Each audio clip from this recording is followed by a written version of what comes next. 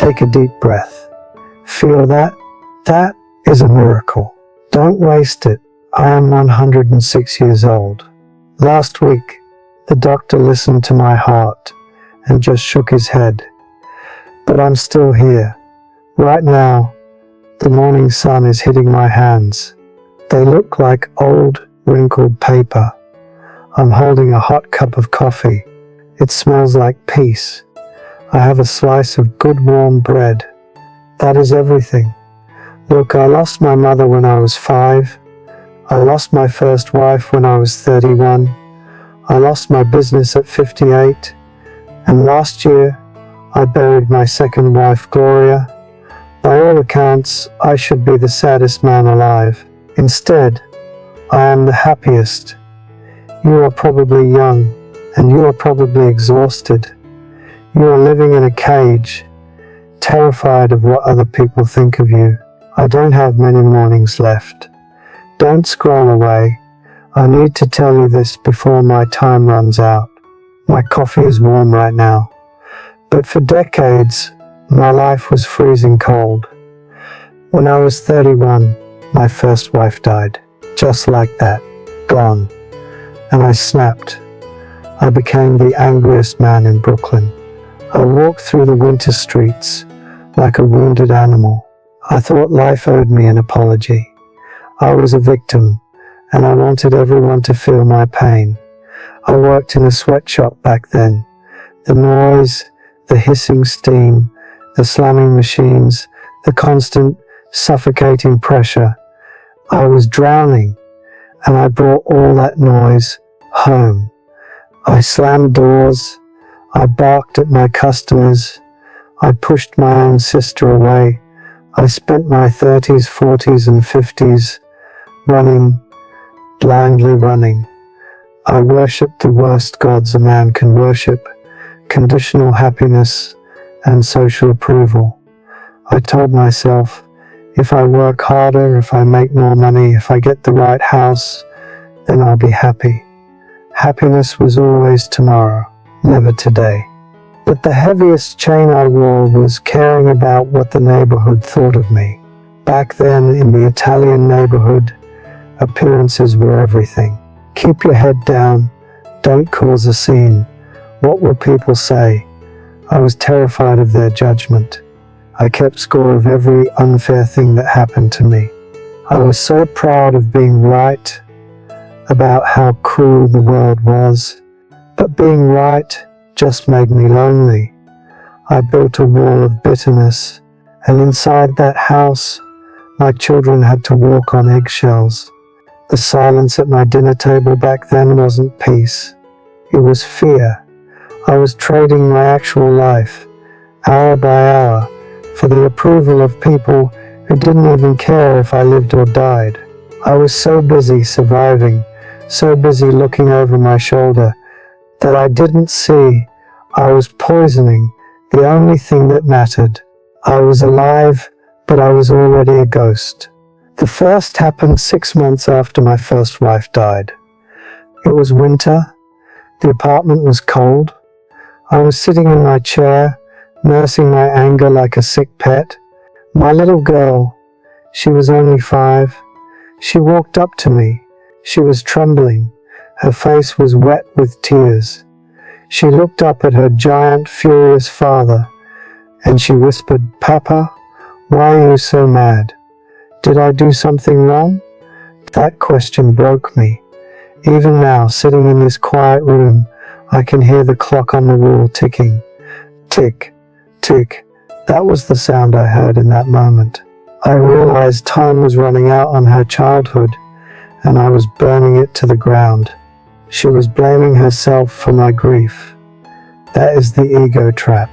I wanted the world to know I was hurt, but my innocent child was paying the bill. In that second, the noise stopped. I made a choice.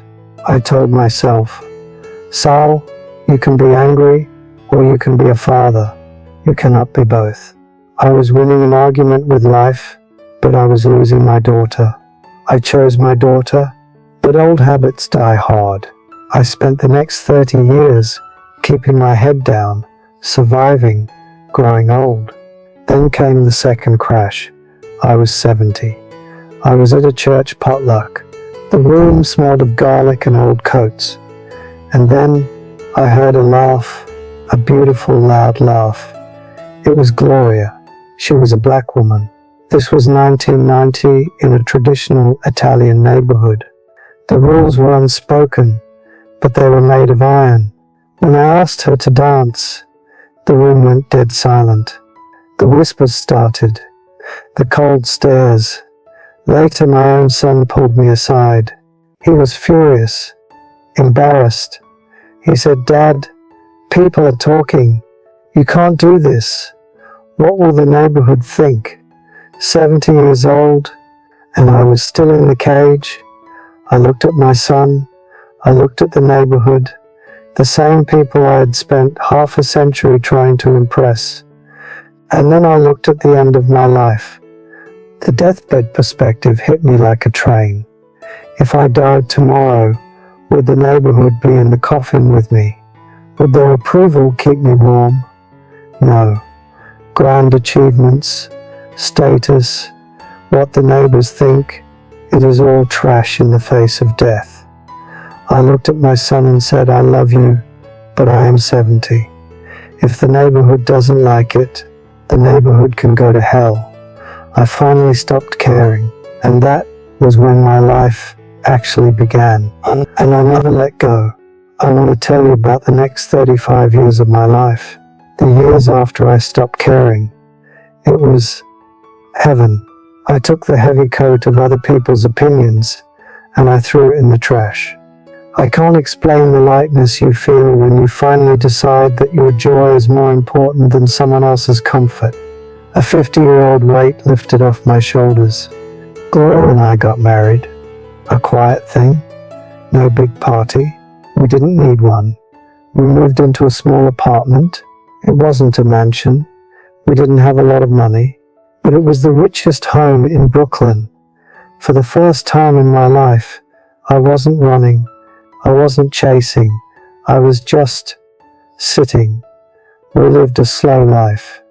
A beautiful, invisible life. The modern world tells you that you need to achieve grand things to matter. It tells you to build an empire, leave a legacy, be famous. It's all a lie.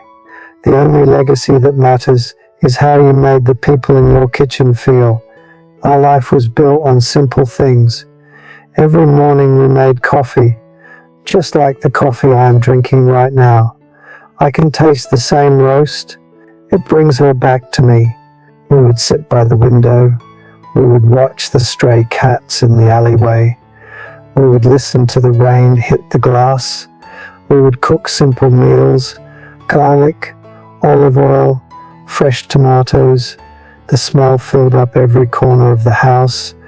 We would wash the dishes together, drying the plates, bumping hips, laughing at stupid jokes.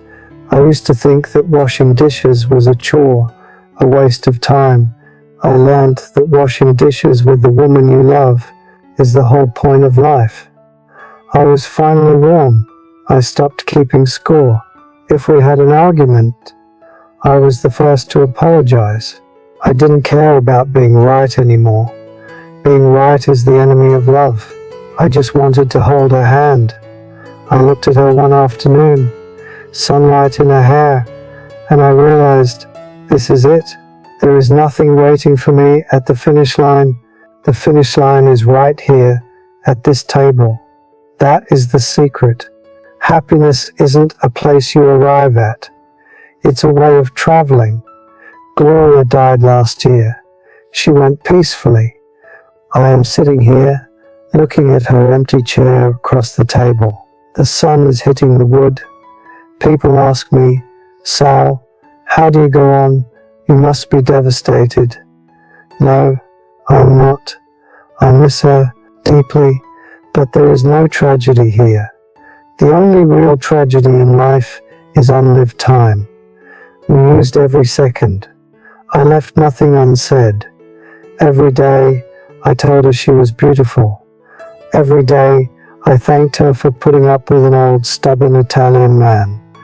When you love someone without ego, when you live fully in the present, grief doesn't destroy you. It just turns into gratitude. I am 106, my knees ache, my eyes are getting cloudy, the world outside is moving so fast. Everyone is looking at their glowing screens, screaming at each other, addicted to the noise. I don't need any of it.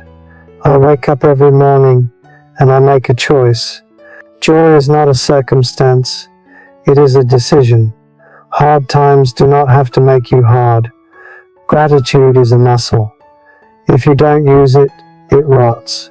I exercise this muscle every day. Right now, I am breathing. That is a gift. Right now, the morning light is warm on my face. That is a gift. Right now, this bread is soft and this coffee is sweet. Why on earth would I waste these final, precious moments being bitter? I sit here in my quiet room. I think about my mother, my first wife, my business, Gloria. I think about all the pain and all the love, and I just smile. I am the luckiest man who ever lived, because I finally woke up. I learned how to stop the noise. The sun is moving past the window. My time today is almost up, but you still have time. I am passing this torch to you. You do not need to bury the people you love or reach 70 years old to finally wake up. Look at your life. What are you chasing? Whose permission are you waiting for? The people judging you right now, they will not be in your coffin with you. Their opinions cannot keep you warm. They are just noise. You have to silence the noise. True wealth is found in the quiet, mundane moments you are probably ignoring right now. Washing the dishes, a warm meal, a quiet walk. Remember, joy is a decision, and gratitude is a muscle. If you don't flex it today, you will lose it tomorrow. Stop living for other people. I cannot get my angry years back, but I can help you save yours. I cannot fix my life, but I can help you fix yours. Share this with someone you love before it's too late. I look at the world outside my window and I see how tired you all are. You wake up with a tight chest, carrying the heavy belief that you are running out of time to become somebody, to win the approval of a world that doesn't actually care. I have stood at the edge of the abyss for a long time now, and let me tell you a secret. Death is the best advisor you will ever have. It strips away the noise. When your time comes, and it comes faster than you think, the promotions, the bank accounts, and the opinions of the neighborhood will vanish like breath in the winter air. The world lied to you. They told you happiness was a trophy at the end of a race. But from where I sit, at 106, I see the truth. Life is not a ladder to climb. It is a gift to be held. All that anxiety you are carrying, it is over things you cannot control. The past is dead. The future is a ghost. Only this very breath is real. So here is what this old man asks of you today. You do not need to change your whole life right now. Just do one thing.